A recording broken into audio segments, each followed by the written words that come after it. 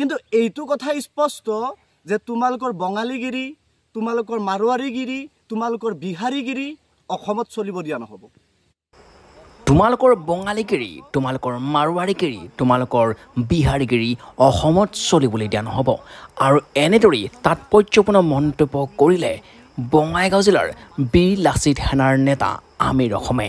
কিন্তু কিয় যে তোমালোকৰ বঙালীগিৰি, তোমালোকৰ মাৰোৱাৰীগিৰি, তোমালোকৰ বিহাৰীগিৰি অসমত চলিব দিয়া নহ'ব?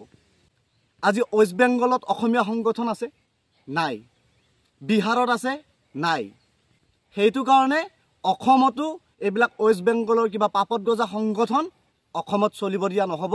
এয়া স্পষ্ট। যদি তোমালোকৰ সঁচাকৈ সংগঠন কৰাৰ ইচ্ছা আছে তেতিয়াহ'লে তোমালোকে ৱেষ্ট বেংগল নাইবা বিহাৰত গৈ পেলাই খোলক, তাতেই সংগঠন কৰক। প্ৰকৃততে বীৰ লাচিত সেনাৰ নেতা বিকাশ অসমে কেইদিনমান আগতে সংবাদ মাধ্যমযোগে এক তাৎপৰ্যপূৰ্ণ মন্তব্য কৰিছিলে আৰু সেই মন্তব্যকে প্ৰত্যুত্তৰ দিছিলে বঙাইগাঁৱৰ এজন বঙালী ছাত্ৰ সংগঠনৰ বিশেষ এজন নেতাই। আৰু সেই নেতাজনকে প্ৰত্যুত্তৰ দিলে এতিয়া বঙাইগাঁও জিলাৰ বীৰ লাচিত সেনাৰ নেতা আমিৰ অসমে। আৰু এতিয়া আপোনাক দেখুৱাব বিচাৰিছোঁ কি ক'লে আমিৰ অসমে। হয়, নমস্কাৰ।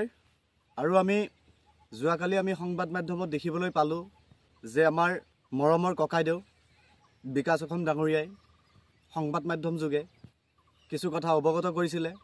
আৰু তাৰপিছত বঙাইগাঁৱৰ পৰা সদৌ অসম বঙালী যুৱ ছাত্ৰ পৰিষদৰ ফেডাৰেশ্যনৰ ফালৰ পৰা বিকাশ অসম ককাইদেউক লৈ কিছু মন্তব্য কৰিলে। আৰু এতিয়া আমি ক'ব বিচাৰিছোঁ যে বিকাশ অসম ডাঙৰীয়াই যিখিনি কথা অৱগত কৰিছে সেয়া সত্য আৰু সঁচা আৰু সেয়া স্পষ্ট।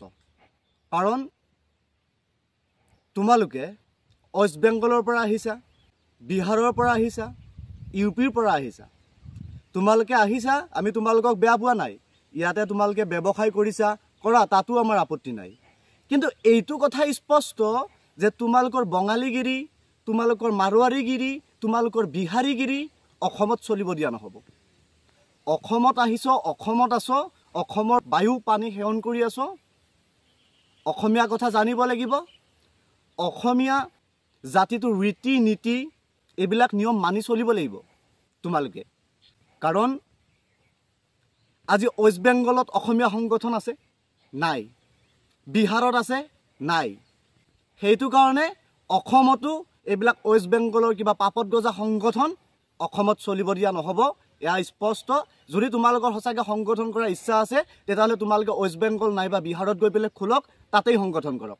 অসমত থাকিলে অসমীয়া মানুহখিনিক ভাল পাব লাগিব, অসমীয়া জাতিক সন্মান কৰিব পাৰিব লাগিব, অসমীয়া জাতিটোৰ যি কলা কৃষ্টি এইবিলাকৰ লগত বিলীন হ'ব পাৰিব লাগিব। সেইকাৰণে আপোনালোকক স্পষ্ট ভাষাৰে কৈছোঁ। আৰু প্ৰতিবাৰ আমি দেখিবলৈ পাইছোঁ আপোনালোকে বিবাদ আনিব বিচাৰে। কিয়? আপোনালোককতো আমি মাৰিব কাটিব যোৱা নাই, আপোনালোককতো আমি বেয়া মন্তব্য কৰা নাই। আপোনালোকৰ গুণ্ডাগিৰি, আপোনালোকৰ দাদাগিৰি, বঙালীগিৰি, মাৰোৱাৰীগিৰি, বিহাৰীগিৰি নচলিব বুলিহে কৈছোঁ। আৰু সেইটো 100% চিয়'ৰ, চলিব নোৱাৰে। আৰু সন্মানীয় ডক্টৰ হিমন্ত বিশ্ব শৰ্মা ডাঙৰীয়া, আপোনালোকে অনুৰোধ জনাব বিচাৰিছোঁ, এনেকুৱা কিছুমান পাপত গজা সংগঠনে কিন্তু অসমীয়া জাতিটোক নিক্ষেপ কৰিব কাৰণে এক ষড়যন্ত্ৰ চলাই আছে। সেইকাৰণে কৈছোঁ সন্মানীয় মুখ্যমন্ত্ৰী ডাঙৰীয়া, সময় সুযোগ থাকোঁতে এনেকুৱা কিছুমান পাপত গজা সংগঠনক নিষিদ্ধ ঘোষণা কৰক। আৰু অসমবাসী ৰাইজকো এইটো কথা জনাই দিব বিচাৰিছোঁ যে অসমৰ ভূমিপুত্ৰ খিলঞ্জীয়া সকলো লোকক ওলাই আহিবলৈ অনুৰোধ জনাইছোঁ। কাৰণ ওলাই আহিবৰ সময় হ'ল। আজি অসমীয়া জাতিটো বিপদত। অসমীয়া জাতিটোক আজি আমি সংবাদ মাধ্যম যোগে দেখিব কি পাইছোঁ, বিভিন্নজনে এনেকুৱা পাপত গজা কিছুমান সংগঠনে অসমীয়া ভাষা নিলিখে, তেওঁলোকে বঙালী ভাষা লিখিব। তো এইবিলাক কি মানে? এইবিলাক নাটক আমি কৰিব নিদিওঁ। আৰু যদি তেওঁলোকে ভাবিছে যে নাটক কৰিম, তেওঁলোকে যিখন নাটক কৰিব সেই নাটকখন পৰিচালনা বীৰ লাচিত সেনা অসমে কৰিব। এয়া স্পষ্ট। কিন্তু আৰু এইজন ব্যক্তিক, বঙাইগাঁৱৰ এইজন ব্যক্তিক কৈ দিব বিচাৰিছোঁ যে অনাগত দিনত এনেকুৱা মন্তব্যৰ পৰা আপুনি বিৰত থাকক, নহ'লে কিন্তু আমি বিহিত ব্যৱস্থা ল'বলৈ বাধ্য হ'ম। ধন্যবাদ। জয় আই অসম।